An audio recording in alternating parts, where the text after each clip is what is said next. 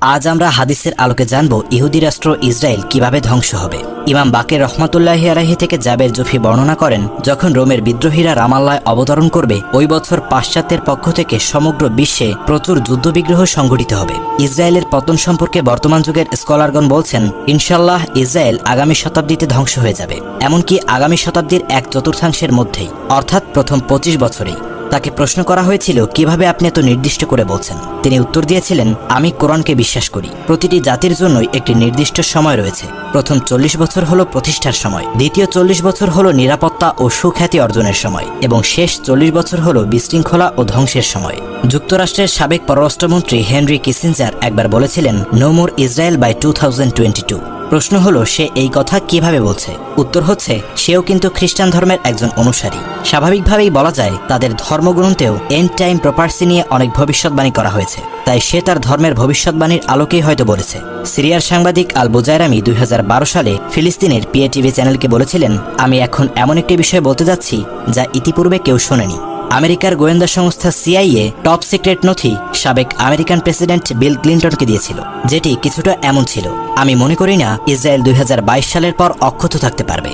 আপনারা ইতিমধ্যেই জেনে গেছেন, পবিত্র আল আকসার চাবি মুসলমানদের নিকট হস্তান্তর করা হয়েছে। এখন প্রশ্ন হচ্ছে, ইমাম মাহাদি যখন আসবেন তখন কি জেরুজালেমকে খিলাফতের রাজধানী করবেন, এবং এখান থেকে কি পরিচালিত হবে আগামী দিনের মুসলিম বিশ্ব?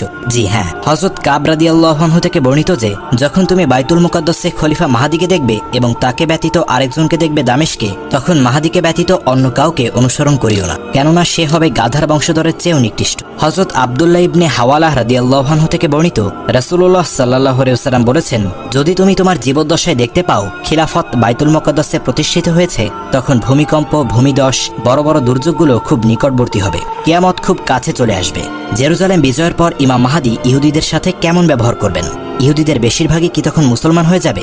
রাসূলুল্লাহ সাল্লাল্লাহু আলাইহি ওয়াসাল্লাম বলেছেন, তাবুত আস-সাকিনা আন্তাকিয়ার একটি গুহা থেকে এবং তাওরাতের অধ্যায়সমূহ সিরিয়ার একটি পাহাড় থেকে বের করে আনা হবে।